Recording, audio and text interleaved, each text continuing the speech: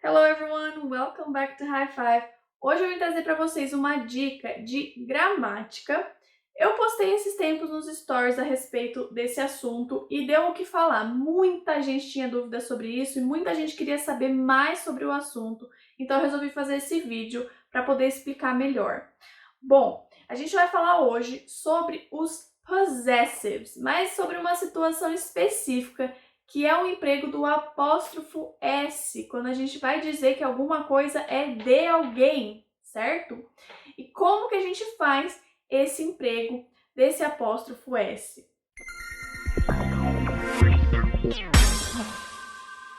Bom, basicamente a gente tem algumas situações possíveis. A primeira delas é com palavras singulares que não são terminadas em S. Essa é a situação mais fácil, não tem segredo nenhum. É só a gente adicionar o apóstrofo S sem nenhum problema. Então, por exemplo, the girl's toy, o brinquedo da menina, né? Então, esse da é substituído pelo apóstrofo S. Girl é uma palavra singular e não é terminada em S, portanto, a gente só adiciona apóstrofo S sem problema nenhum. A mesma coisa acontece se a gente tiver um nome de alguém, né? Que é uma pessoa, portanto singular, e não é terminado em S. Por exemplo, Amanda's car. Amanda's car. Então, é o carro da Amanda, né? Então, esse da, mais uma vez, foi substituído pelo apóstrofo S, porque Amanda é um nome singular e não é terminado em S. Bom, essa é a situação mais fácil. Aí acontece que a gente pode ter palavras que são singulares, porém terminadas em S. E isso normalmente vai acontecer com nomes de pessoas que são terminados em S. Por exemplo, vamos supor que você tem uma amiga chamada Tess, né? É um nome bem comum em inglês, Tess. E você quer falar o namorado da Tess. Como é que você vai colocar esse apóstrofo S, já que Tess já termina em S? Bom, nesse caso, em palavras singulares, o mais comum é a gente colocar apóstrofo S mesmo assim, mesmo que termine em S a palavra, não tem problema. Coloca o apóstrofo S. Então, Tess's boyfriend. E percebam que na pronúncia esse S também aparece, para ficar mais claro que realmente você está falando possessivo. Então, Tess's boyfriend. Tess's boyfriend, o namorado da Tess. Da mesma forma, por exemplo, se você quiser dizer a carteira do Luiz, Lois's wallet.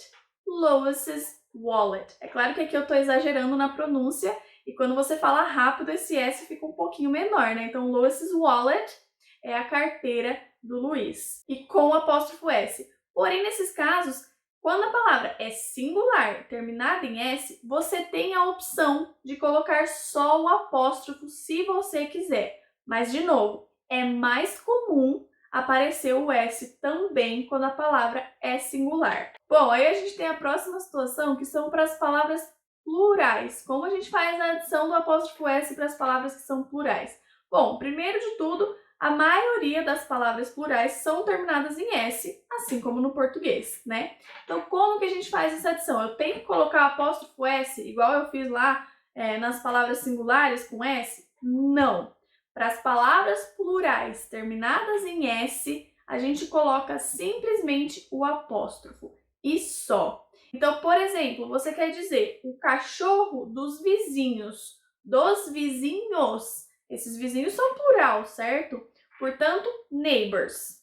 Neighbors com S. Então, the neighbor's dog, com apóstrofo e sem S, porque o S já está no plural lá. The neighbor's dog, o cachorro do vizinho. Da mesma forma, por exemplo, a sala dos professores. The teacher's lounge. The teacher's lounge. Um apóstrofo sem o S. E percebam que agora eu não adiciono esse S também na pronúncia. Vai ficar como se realmente não existisse nada, porque não existe nada de fato, né? Mas acontece que no inglês também a gente tem alguns plurais que são irregulares, ou seja, que não necessariamente recebem S, que simplesmente a palavra muda inteira. É o caso da palavra child, que é criança, que se transforma em children, né? Que é o plural de child. Então, crianças, plural é children. E nesse caso, então, se a gente quiser dizer, por exemplo, o quarto das crianças, the children's room. Nesse caso, a palavra não termina em S, então não tem segredo nenhum. É só a gente colocar apóstrofo S normalmente, como se fosse uma palavra singular. É fácil, né? Mesma coisa acontece, por exemplo, se você quiser dizer a reunião dos homens. Homens, em inglês, é men, com E, né? Man com A é homem e men com E são homens. Portanto, the men's meeting é a reunião dos homens.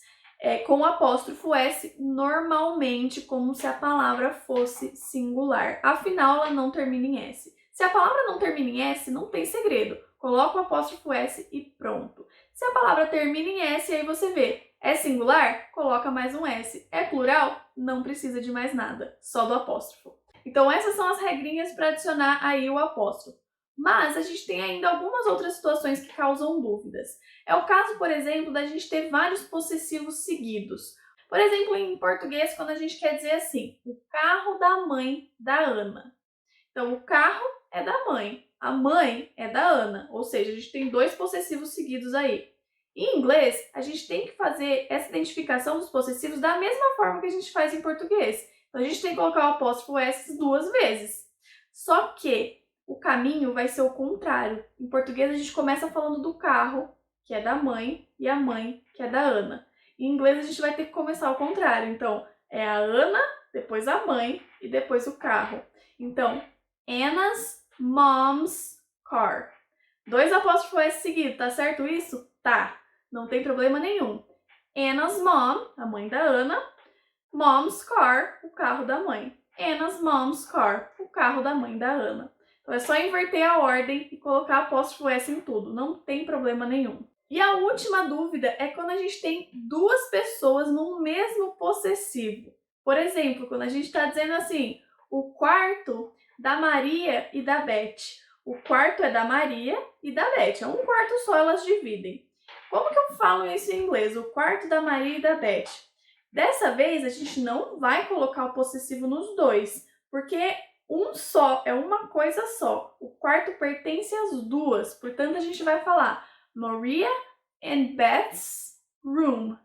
Maria and Beth's room. Então, as duas são como uma só, porque as duas são donas do quarto.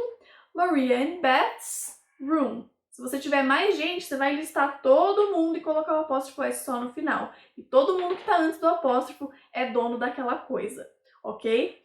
Agora, e se a gente estiver falando assim, os quartos da Maria e da Ana? Os quartos da Maria e da Ana significam que a Maria tem um quarto e a Ana tem outro quarto. Então, são dois quartos, um de cada. Aí, nesse caso, em inglês, a gente pode dizer assim, Maria's and Anna's room. Então, os quartos da Maria e da Ana.